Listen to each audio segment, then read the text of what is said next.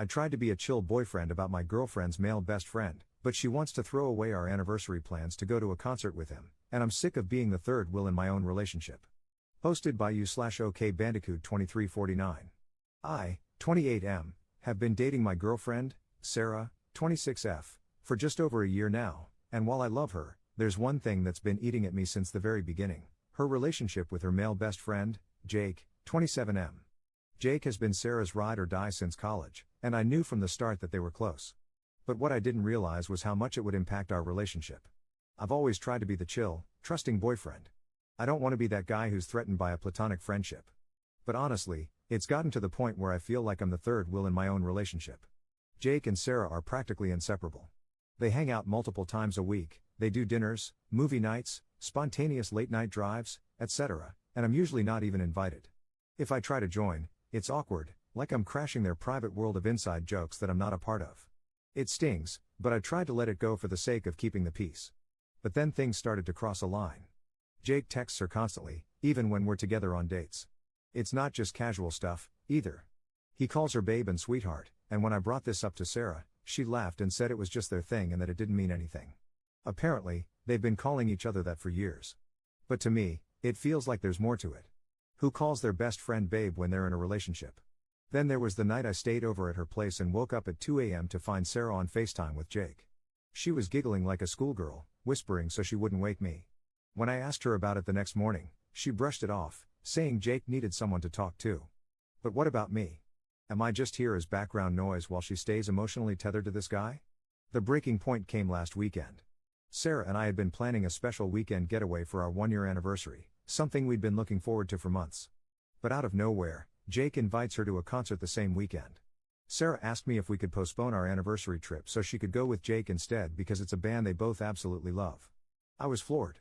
Our anniversary, something we'd been planning for months, could just be rescheduled for Jake? It was like I didn't even matter. I told her that this was too much and asked her to set some clear boundaries with Jake, like no more pet names, no more hanging out one-on-one all the time, and definitely no more prioritizing him over our relationship. She blew up at me, calling me controlling and insecure. She even said, "You knew Jake was part of my life when we started dating. Why are you trying to change me now?" Things got worse when Jake apparently told her that I was being toxic and trying to manipulate her. Sarah is siding with him, saying I'm overreacting and that nothing has ever happened between them. She's now furious with me for giving her an ultimatum, when all I really asked for were some boundaries that would make me feel like I'm her boyfriend, not just a side character in her life with Jake. Now Sarah is giving me the silent treatment, and I'm starting to feel like I've somehow become the jerk in my own relationship. Am I losing my mind here? I'm not asking her to drop Jake completely, just to prioritize us and respect our relationship. But maybe I've been unreasonable. Am I the jerk for asking my girlfriend to set boundaries with her male best friend, or is this friendship way too close for comfort? Top/relevant comments. Commenter. Do everyone a favor and end this thing now. You'll be doing Sarah a favor, she can have Jake. You'll be doing Jake a favor, he can have Sarah. Most of all though, you'll be doing yourself a huge favor, because you can find someone who sees you as her ride or die and someone who is actually loyal to you. After all, loyalty is the single most important factor in friendship, not being nice or liking the same things. Sarah doesn't believe she needs to be loyal to you. You know how I know? We can only truly know what we believe, versus what we think we believe, by watching how we act. Her actions speak volumes. Update 2 days later. I first want to thank you all for the amazing support you've given me. After reading through the comments and talking to some of you, I made up my mind. I was done being second place in my own relationship, and I was ready to walk away. But what happened next surprised me. Saturday night, Sarah came over to talk. I was prepared to have the breakup conversation, but before I could get a word in, she told me something unexpected. She had canceled the concert plans with Jake. She said that after our last conversation, she realized how serious I was, and it made her think about everything. She told me she had been selfish, that she had taken our relationship for granted. She said she'd told Jake she couldn't go to the concert and instead wanted to spend the weekend with me. No distractions, no third wheels, just us. I was honestly shocked. Part of me didn't believe it. For months, I had been asking her to set boundaries with Jake, and suddenly, she was doing it? It felt surreal, like a last-minute effort to save something that was already broken. But she seemed sincere. She apologized, not just for the concert situation, but for all the time she had ignored my feelings, dismissed my concerns, and prioritized Jake over us. She admitted she had been blind to how much it hurt me and said she didn't want to lose me. It was emotional. She was crying, and I could see how much it scared her that I was about to walk away. For the first time in a long time, it felt like she was choosing me. But here's the thing, as much as I appreciated her apology, it didn't magically fix everything. I told her that while canceling the concert was a good step, it didn't erase all the hurt. I still felt like I had been competing with Jake for too long, and trust, once broken, is hard to rebuild. We ended up spending the weekend together as planned. We didn't go on the big anniversary trip, but we stayed in, cooked together, and had long conversations about everything: our relationship, Jake, the future. It was a roller coaster of emotions. There were moments where I felt like maybe we could make this work, but also moments where the damage felt too deep to repair. By today, I was emotionally drained. Sarah seemed to think things were heading in the right direction, but I still wasn't sure. I needed space to think.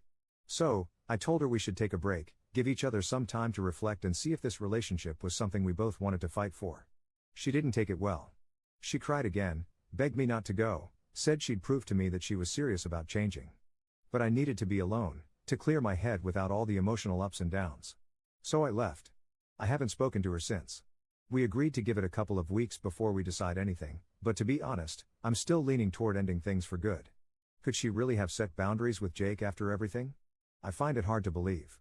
After months of me begging, I feel like I've already checked out of the relationship, and while her efforts are appreciated, I can't shake the feeling that it's too little too late.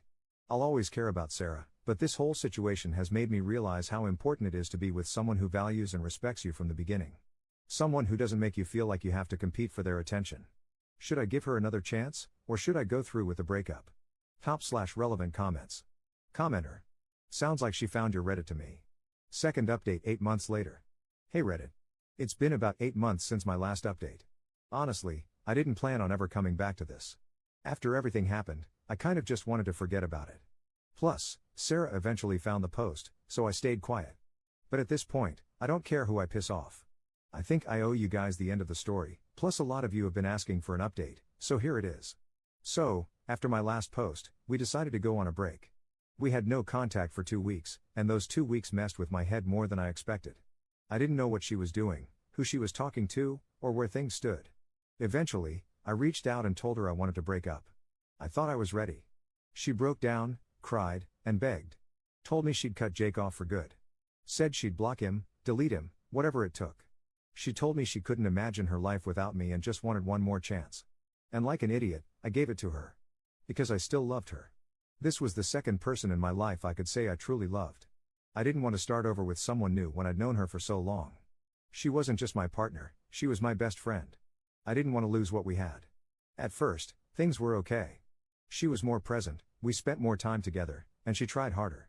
But I wasn't the same. I had this weird feeling in my gut that I couldn't trust her, even if I pretended to. I just couldn't forget everything that happened. And I won't sit here and act like I was perfect either. When she was trying her hardest, I wasn't putting in the same effort. That hurt her. This went on for about 3 months. It started getting better, little by little. I thought we were making progress. I still wasn't all the way in, but I could finally say I saw a future with her.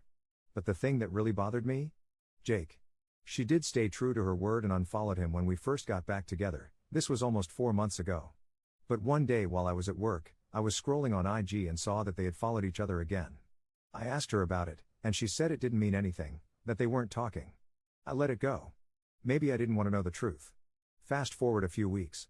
We were at my place, and she had fallen asleep first. That's when I saw an Instagram notification.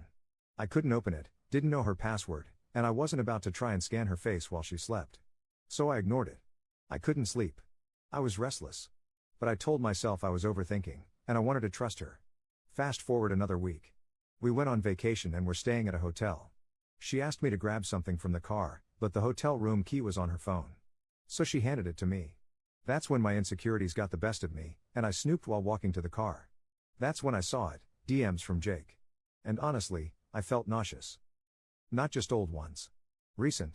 Some unanswered, but some she did reply to. Messages about how she couldn't stand being apart from him. How it killed her to block him. How she missed talking to him. How she wanted to see him again. And then the part that really broke me, how she had developed feelings for him but was scared to leave me because then it wouldn't be Jake and Op. It would just be Jake. She talked about how she didn't want to lose both of us. She had even seen him behind my back. When she said she was going to the gym, she was going to his place. I came back to the room and didn't say anything. I laid in bed, numb. She eventually got up to take a shower, and while she was in there, she texted me asking if I went through her phone. At first, I lied. But then she said when she opened Instagram, it was still on her DMs with Jake, something she didn't leave open. So I admitted it.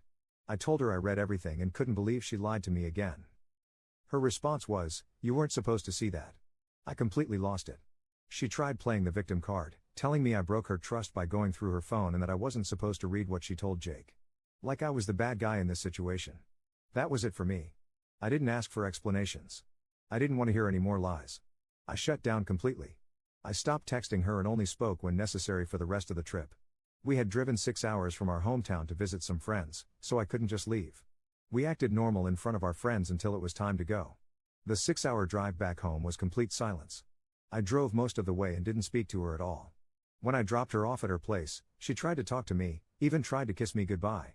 I pushed her away and asked her to get out of the car. Later that night, I texted her that I was done. I didn't want to talk anymore. She tried to explain, but at that point, there was nothing left to say. I gave her so many chances and she still chose to lie. Again, I don't know if anything sexual happened between them, and at this point, I don't care anymore. What I do know is I spent too long being second in a relationship where I should have been enough. So yeah, I'm single now. It hurts, obviously. But for the first time in a long time, I feel like I can finally breathe again. Thanks to everyone who gave it to me straight in the comments all those months ago, but also to those who told me to give her another chance. It hurt, but I grew and matured from this. Top/relevant comments. Commenter. You dodged a bullet. Someone who lies that repeatedly and then tries to gaslight you for catching them, you weren't supposed to see that, was never going to change. You wasted way too much energy on someone who was never fully yours to begin with. Ops response. That's exactly what I keep telling myself. I wasted so much time and energy. I'm just glad I ended it sooner rather than later.